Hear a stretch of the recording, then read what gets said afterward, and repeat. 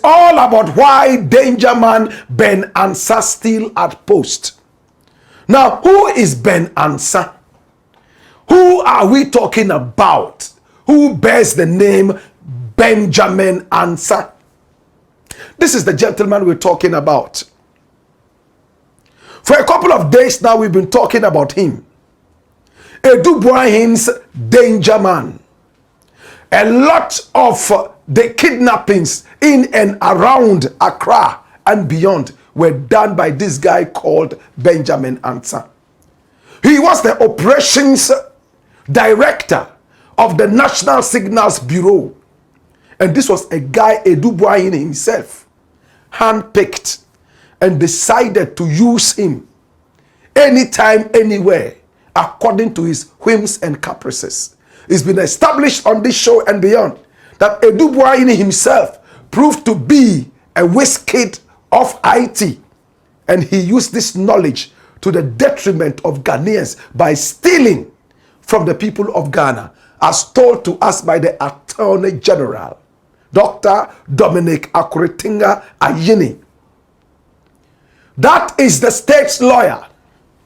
He is the Minister of Justice, and he is the one representing us.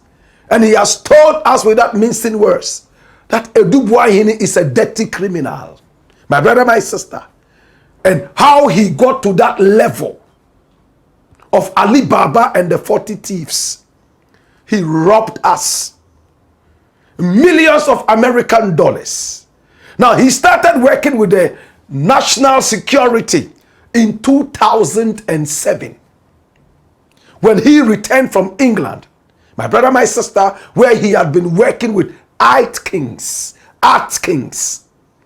a top class design and construction firm in the whole of Europe.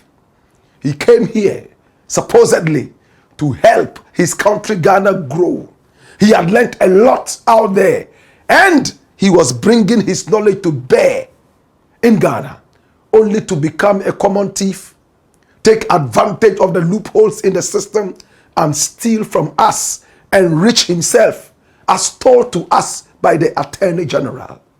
My brother, my sister, now whilst he was at the National Signals Bureau, he also employed boys. And the boys he employed, he trained them and used them. My brother, my sister, anytime there was something that had to be done, Edubuahin made sure that he used his boys, sometimes even criminally. A lot of the kidnappings, from bongo ideas all the way down, my brother, my sister, to the Emirates lady, and even the banker who we talked about. My brother, my sister, Edubuahin used his operations director, Benjamin Ansa. My brother, my sister, Ben Ansa, will just call him. This is the guy we are talking about, Ben Ansa. Very dangerous guy, bloodthirsty. He has no sympathy for human beings. This is Ben Ansa. He's still working at the NSB. The only difference is that he has been moved from the director of operations, my brother, my sister, to work and development. That is his new office. Now, why did they remove him from the office of the operations director? It's clear. They realized that this guy, number one, was trained by a hardened criminal, according to the Attorney General. A man who used the wires to steal from us. A man who took advantage of his position as a national security person and decided to abuse his office. Stolen cars came in. All he did was to use number plates from national security, and nobody could stop those cars on the road. After all, they were coming from the national service. I beg your pardon, national security. Edubuahin became so powerful that all the boys around him equally became very powerful, and very criminal-minded. They kidnapped at will. They have stolen cars. And these stolen cars had numbers from the national security. Now, let me tell you something.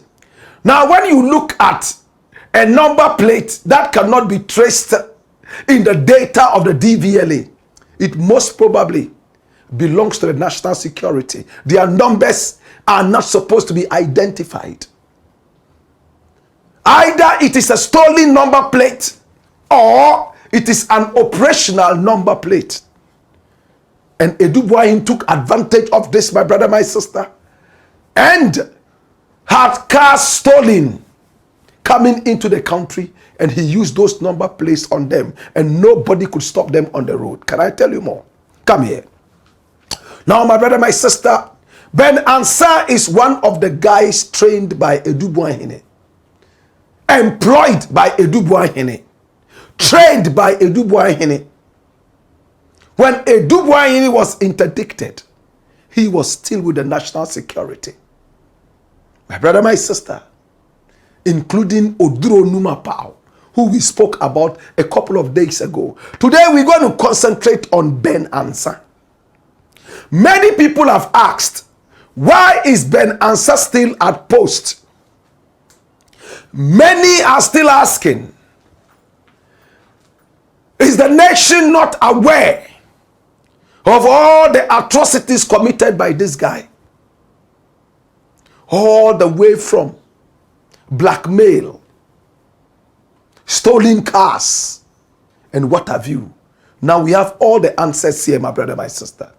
What are the answers? Number one, he's been working with the national security for a very long time. Working with the national security for a long time exposes you to a lot of secrets of the national security. He has links with the FBI, links with the CIA. They have spoken. They have worked together for a long time. They have a personal relationship, even though it is work related. For Ghana to go back to the CIA, go back to the FBI and search other organizations and just say, we have sacked this guy, it is not ethical. You don't let a man get to know a lot of your secrets and all of a sudden you get up and say you have sacked the person. No. No wise security outfit does that. He knows a lot of the loopholes. So you gradually fade him out of the system. My brother, my sister, now there is a new boss for the NSB, National Signals Bureau. And he's called Dr. Atta Boateng. That is his name. This is the man. He's doing everything possible to be able to get the nation super secured. Whatever it will take to make sure everything goes on well. I believe he's on top of the work. Ben Ansa has come to know too many secrets. He has come to know a lot of loopholes. Now, the best thing that Dr. Atta Boateng did was to remove him from the powerful office of operations. If you are operations director, my brother, my sister, you are always on the road, doing a lot of things like they were doing with Edubuahin, kidnapping, and so on and so forth. Now, the less sensitive office of work and development, my brother, my sister, is where this man belongs. He doesn't have access to a lot of the machinery right now that could be considered confidential. He's still dangerous because he still works with the National Signals Bureau. But as it stands right now, he's been moved into a department that is less sensitive. Ben Ansa still may have some kind of loyalty to his former boss, Kwabena Edubuahene. But as it stands right now, they have taken some kind of power away from him. In the days when he could drive left, right, and center, blindfold people, kidnap them, torture them, beat them up to pulp, my brother, my sister, and do almost everything unassumable. Those days have come to an end. Now he's in a small office which is simply called Work and Development. Or is it Training and Development? Whatever it is, my brother, my sister. But can I just ask, in that office, he's supposed to be training people. What kind of trainees is he going to be bringing out? If he is that criminal-minded, if he abused his office in the days of Edubuahene, and his boss is now standing trial, what kind of students is he going to be able to bring out in that new department of Work and Development? Or is it Training and Development? Whatever it is, my brother, my sister, it means that he has to train new people to take over offices right there in our national security. Are we safe? Are we on top of our game? This is Ben Ansa. And this is the biggest reason he's still at his post at the National Signals Bureau, which is a subset of our national security. He knows too much to just be sent away. Now, another thing we might need to know is this. This guy was an assistant to Esula Owusu. How many of us remember Esula Owusu of the NPP? At a point, she was communications minister. Am I correct? She controlled communication in this country. My brother, my sister, the ever vociferous Esula Owusu, this guy acted exactly like her personal assistant. And whatever they went into, only God and time can tell us that. That is not the end. This same guy called Ben Ansa, in fact, was also a special kind of assistant to Tokonu via Kwabena Edubuahene, the CJ who was removed. In fact, they believed Edubuahene and this guy called Ben Ansa that as long as the CJ Gertrude Tokonu was at post, they were untouchable.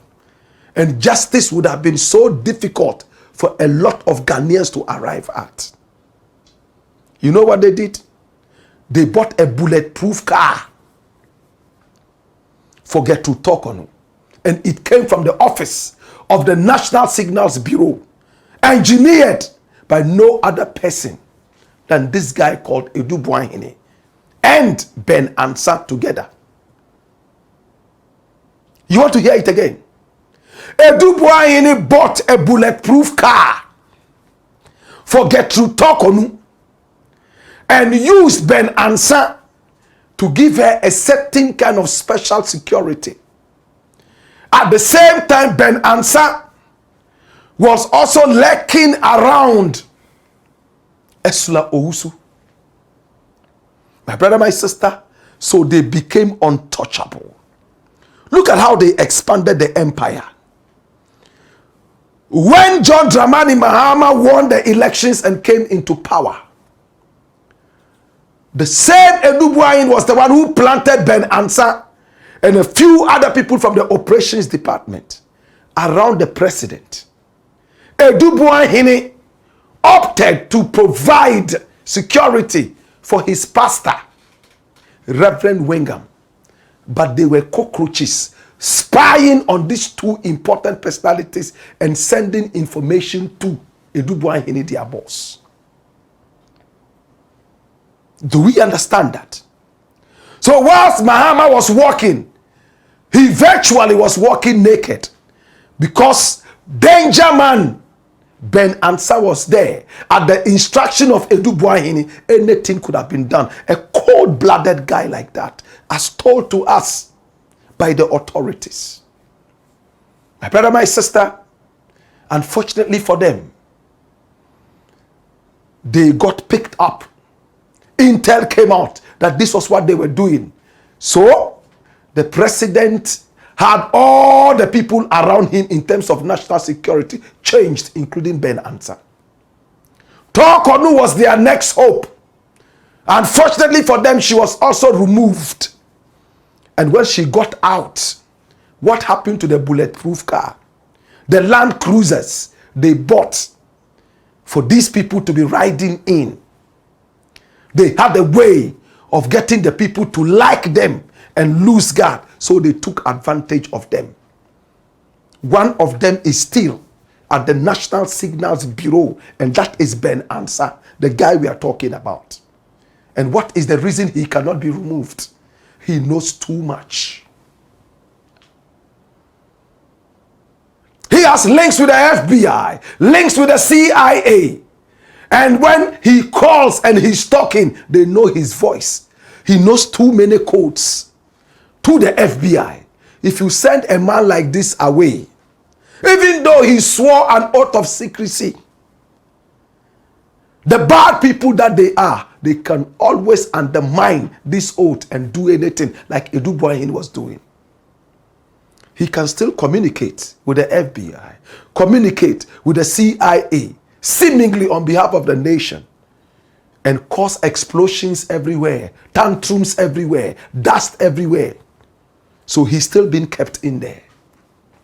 My brother, my sister, he knows too much to be sent away. So they have removed him from the operations department, and he's now in the department of training and development. Or is it work and development? That is what it is. And as it stands right now, the big question is, are we safe? Are the authorities doing the right thing? Fading them out gradually. But where he is right now, his duty is also to train people and develop them so they could take over from them. The same way Edubuahini trained people and made them his own personal loyalists. Are we creating yet another Edubuahini? Or what exactly are we doing? Is the Blakk Pot, aka Kukushonemo. And here we speak truth to power.